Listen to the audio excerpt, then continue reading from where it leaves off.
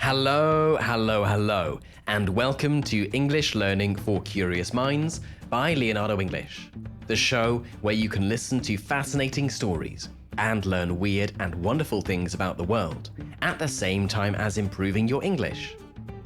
I'm Alistair Budge, and today we are going to be talking about a controversial but defining part of Spanish culture: bullfighting.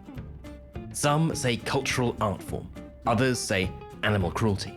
It's a marker of history, politics, geography, and class, a tradition loved by some and loathed by others. So in this episode, we are going to look at the past, present, and future of this controversial activity. I should give you a quick warning that this episode does have some descriptions about bullfighting. So if you would rather not listen to that, please stop listening now. Okay, let's get right into it and talk about bullfighting. Quiet falls over the bullring, an anxious energy filling the stadium. A matador stands tall and faces a snarling bull, its head lowered to the floor. There are whistles from the crowd, nervous yelps, and intakes of breath. Slowly, the bull drags a foot through the clay and then lunges forward with its horns. Dusty clouds shoot up into the air. The crowd gasps. The matador calmly steps aside, leading the beast with his cape. It turns and lunges towards him again. Stepping aside a second time, the matador takes his chance. He rises up, pulls back, and stabs downward at the bull with a sword. The arena explodes into cheers, claps, and whistles.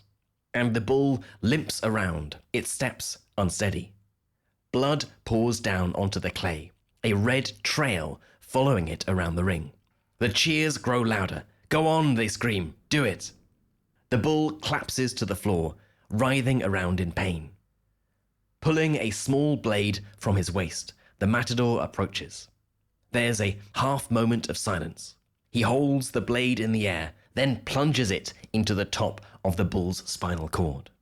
A twitching leg slowly comes to a rest, and finally, the bull is dead. The crowd rises up in a boom of claps and whistles. The matador moves into the middle of the ring, his hands raised in acknowledgement. He thanks them, his costume splattered with blood. He bows and blows kisses, but can't help but notice that the crowd, although enthusiastic, is not as big as it used to be. There are empty seats dotted around the bullring. It never used to be like that. It certainly wasn't like that when his father was a bullfighter.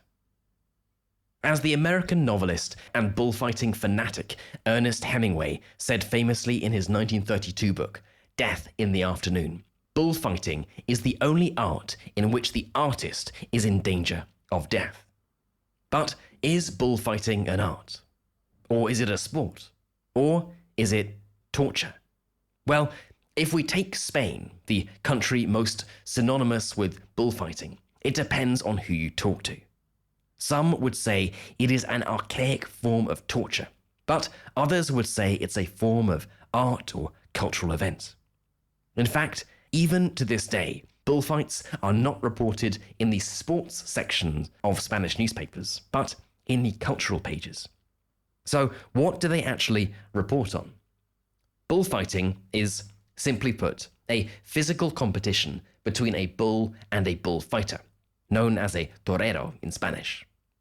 I should say here that although bullfighting is most associated with Spain, and no doubt our Spanish listeners might get cross if it's referred to as anything other than Spanish, it also has deep roots in Portugal, southern France, and in countries across Latin America. Anyway, bullfights happen in a circular ring, known as the Plaza de Toros, and the bull charges towards the bullfighter. You might have seen footage before where the bullfighter uses a cape, often red, to control and turn the bull. This is where the famous English saying, "like a red rag to a bull," comes from, used to mean something that is certain to produce an angry or violent reaction. But that's actually a myth. Bulls don't charge at the color red because they, like all cattle, are colorblind. The colour red was instead adopted because it covers up all the bloody stains the bullfighters get throughout the fight. Instead of reacting to the cape, the bulls respond to the movements made by the bullfighter. And these aren't just any bulls. Fully grown fighting bulls can weigh up to 1,600 pounds, around 600 or 700 kilograms, the weight of a small car. These are no normal bulls, but an especially aggressive type bred for centuries to charge and attack bullfighters in the ring. In traditional Spanish bullfighting, there are normally 6 bulls and 3 bullfighters, known as matadors. Every matador has a small team helping him throughout the fight. The picadores perform during the first stage of the fight, known as the tercio de varas, and ride on horseback, weakening the bull and preparing it for the matador. The banderilleros support the matador throughout the fight, using their capes to distract and attack the bull, while the matador judges the bull's movements and temperament. They also stab banderillas, sharp, dart-like things, into the bull during the second stage of the bullfight, the tercio de banderillas, ahead of the main matador's entry into the bullring. Each matador fights 2 bulls randomly assigned to them, and as the bulls grow more and more tired and more angry, the bullfighter uses his cape to position the bull for the kill. He waits for his opportunity and then, rising up, stabs it between the shoulder blades in a downwards motion, aiming for the heart. But, unfortunately, this dramatic ending doesn't always kill the bull outright. When they aren't successful, the bullfighters have to use a special knife to sever the spinal cord and instantly put the bull out of its misery. So, how did such a violent event, sport, torture, art, whatever it is, begin? Clearly, and sadly one could say, human history is littered with instances of humans killing all sorts of animals, and even other humans, in the name of sport and enjoyment. And when it comes to fighting bulls in particular, historians are divided over where exactly it comes from. What is clear, however, is that the human fascination with bulls goes back a very long time. Some might say it goes back to Moorish Spain, the Muslim empire that ruled Spain for around 800 years, from the 8th until the late 15th century. Others might point to ancient Mesopotamia, or the bull-taunting rituals of medieval Spain. Although the image of modern bullfighting that we have today, with the bullring and capes and all the drama, is just a few hundred years old, it's safe to say that human interest and interaction with bulls descends from a long, complicated mix of different rituals and cultures that goes back thousands of years. Archaeologists on the Greek island of Crete, for example, discovered ancient paintings of rituals in which people grabbed bulls by the horns, dating back to 1500 BC. And you are probably familiar with the Greek myth of Theseus and the Minotaur. Performances involving bulls were also common in ancient Rome, and prior to the Punic Wars, a long series of wars between the Romans and Carthaginians between 264 and 146 BC, a people called Celt Iberians herded wild bulls into groups and used them as a weapon in war. In 228 BC, historians believe they gathered a group of snarling bulls, tied them to wagons, set them on fire, and drove the herd towards the Carthaginian army.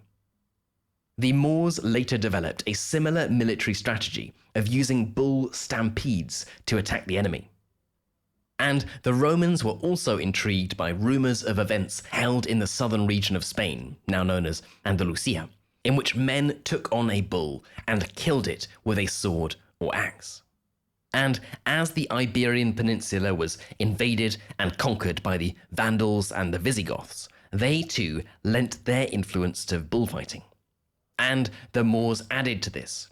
The Moors were known as great horse riders and breeders, and historians believe they were the first to fight bulls on horseback, which made killing the animals with their swords easier. Bullfighting tournaments were sometimes held between the Muslims and Christians, and in many towns they were held in the city squares, known as plazas, and that's where the Spanish name for bullring comes from. By the end of the 12th century, these types of public bullfights, often big festive celebrations, were popular across Spain. Perhaps the best known is the Fiesta de San Fermín, better known as the Pamplona bull runs. Immortalized by Ernest Hemingway in his novel The Sun Also Rises, the tradition of setting groups of angry bulls loose in the streets of Pamplona began in the 12th century and lives on to this day. Pamplona's running of the bulls is a 9-day public party, with lots of food, lots of wine, and plenty of goring. That's what it's called when a bull stabs one of the bull runners with its horns. Thousands of tourists, brave or foolish, depending on your opinion, travel to Pamplona from across the world to test their nerves and run with the bulls. And some never make the journey home. Since 1911, 16 people have been killed. But as thrilling as setting a load of angry bulls loose in the streets is, it's not exactly bullfighting. It is believed the first Spaniard to kill a bull on horseback in a proper arena was a man named Rodrigo Diaz de Vivar, known as El Cid, in the 11th century. But this was during the Islamic Empire, and although bullfights were part of public festivities and used in competition between Muslims and Christians, they were not yet established as a distinctly Spanish tradition. When the Christians reconquered Spain at the end of the 15th century, bullfights quickly became the favorite sport of the Spanish aristocracy. But they weren't popular with everyone. The Queen at the time, Isabella I, hated bullfighting, and in 1567, Pope Pius V banned the sport. He even excommunicated Christian nobles who organized bullfights and denied Christian burials to anyone killed fighting a bull. Just like today, even 500 years ago, bullfighting was a controversial topic. But as bullfights became more and more popular, eventually the church dropped the ban. And around this time, in the 16th century, bullfights became such an integral part of Spanish life and society that special bullfights were held to celebrate holy days. Even to this day, the first day of the bullfighting season is still Easter Sunday in many parts of Spain. Later, during the 18th century, the royal house of Bourbon succeeded the Spanish throne with Philip V, and things began to change. The Bourbons didn't really approve of the tradition they had inherited, and the aristocracy slowly began to turn their backs on bullfighting. The Spanish general public, however, hadn't got bored of bullfights yet. They wanted more. By now, bullfights were becoming so popular that the specialist breeding of bulls had become financially profitable, and bulls were bred with specific bullfighting characteristics.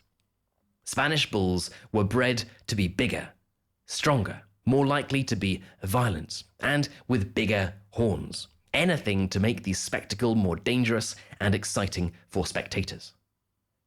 As bullfighting became popular and financially profitable, one of the first professional bullfighters to take advantage of this was a man called Joaquin Rodriguez Cotillares, who was born in the Andalusian city of Seville in 1729. Cotillares is generally given credit for creating the modern bullfighting style we know today, especially the luxuriously decorated costumes worn by matadors and the gruesome end to the fights. His main rival was a man named Pedro Romero from Ronda, also in Andalusia. Romero reportedly killed a staggering 5,600 bulls during his career, and he popularized the red cape, so synonymous with Spanish bullfighting today. Now, despite both being from the same region of Spain, Andalusia, Cotillares and Romero had very different styles. From them, the two classic schools of Spanish bullfighting were born. The Ronda style is noted for its simpler, slower style, whereas the glamorous, flamboyant style that came from Seville is more dramatic and expressive. It was around then, at the turn of the 19th century, that the painter Francisco de Goya painted and sketched bullfighting scenes. And bullfights became an interest of not only painters, but poets, novelists, and sculptors. Goya, Lorca, Botero, Hernandez, and other key Spanish artists wrestled with the topic of bullfighting in their work. In 1836, Francisco Montes, a famous matador, published a rule book called Tauromaquia, and then in 1859, with public demand for bullfighting getting bigger and bigger, the first official ring built to his dimensions was constructed in Valencia. A few years later, in 1868, the first bullfight that used modern-day bullfighting techniques and rules, namely with 6 bulls and 3 matadors, took place. By now, bullfighting was so popular that bullfighters were becoming celebrities. But they weren't popular with everyone. Far from it. Spain's famous 98 generation of philosophers, writers, and artists were openly critical of bullfighting's rise, describing it as reactionary and backward. Even then, 100 years ago, anti-bullfighting sentiment was beginning to grow in Spain. Now, if you know anything about Spanish history, and particularly if you are one of our Spanish listeners, you will know that the 20th century was a complicated period for Spain. After a bitter civil war between nationalists and Republicans from 1936 to 1939, General Franco took control of Spain and ruled it as a dictator until his death in 1975. As part of his authoritarian regime, Franco was keen to encourage and promote bullfighting as Spain's Fiesta Nacional, and he began tying it to traditional Spanish heritage and identity. Using emerging technology, Franco understood the symbolic power of television and being able to project nationalistic ideas of Spanishness into people's living rooms. Hoping to equate Spanish identity with patriotism, more and more bullfights were televised, and by 1961, the Spanish press had credited televised bullfights with reviving bullfighting's essence as a facet of popular culture. Through television, bullfighting grew from a popular but still somewhat niche sport to a national pastime, and even a tourist attraction. But there were darker undertones to Franco's use of bullfights. Not only were they used to construct a national identity favourable to his regime, but their popularity was also used to suppress political opposition. The most famous bullfighter of the 1960s, a man named Manuel Benitez, admitted that if a public protest was planned, we'd organise a televised bullfight. But as bullfights grew in popularity, filling not only the bull rings but now bars and living rooms across Spain, bullfighting itself was becoming more controversial and political. And as Franco's popularity waned, as it reduced, opponents of bullfighting often became involved with anti-nationalist politics and resistance, and treated with suspicion.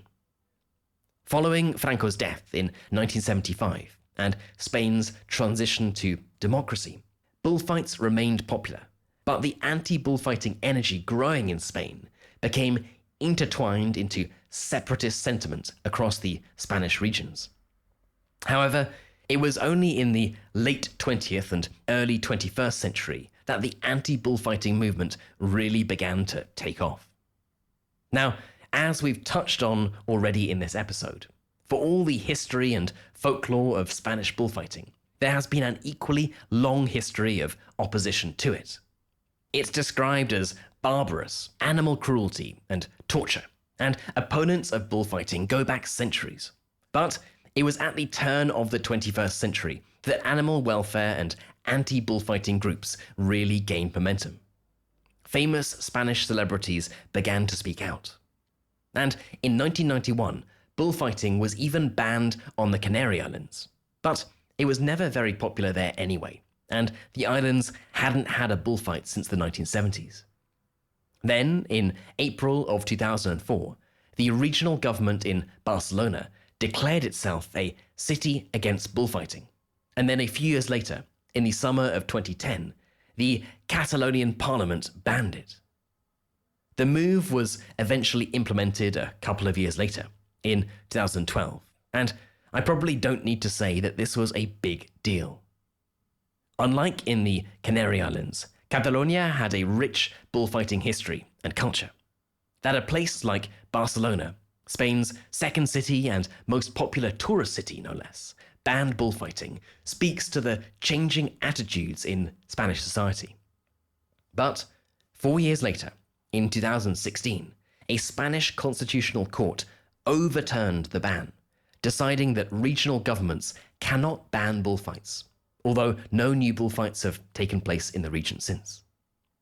In 2017, the regional government on the island of Mallorca also experimented with legislation that could bypass the constitutional courts. Though they didn't ban bullfighting outright, the law stopped bulls being killed or suffering as part of the fight, which clearly changes the nature of what a bullfight is. And bullfighting has emerged as a political battleground between competing visions of Spain and what it is to be Spanish. When bullfights were eventually reintroduced in Mallorca in 2019, the fascist anthem Cara al Sol, the national song under Franco, boomed from the bullring and drowned out animal rights protesters in the stadium. Now, back to the modern day. Like in many parts of the Western world, populist politics have taken over life in Spain. You know how it goes. Each side picks a battle and makes it a front line of a culture war. In Spain, things are no different, and bullfighting has become an integral part of these culture wars. For the Spanish left, whether socialist, environmentalist, or separatist, bullfighting has become a symbol of the right and a memory of Franco's fascist regime, a relic of history best left behind. For the right, any attempt to ban or limit bullfighting is viewed as an assault on Spanish identity and represents an increasingly liberal, secular world. Far-right party Vox has made the preservation of bullfighting one of its core political themes, and some famous Spanish bullfighters have openly endorsed the party and run for public office.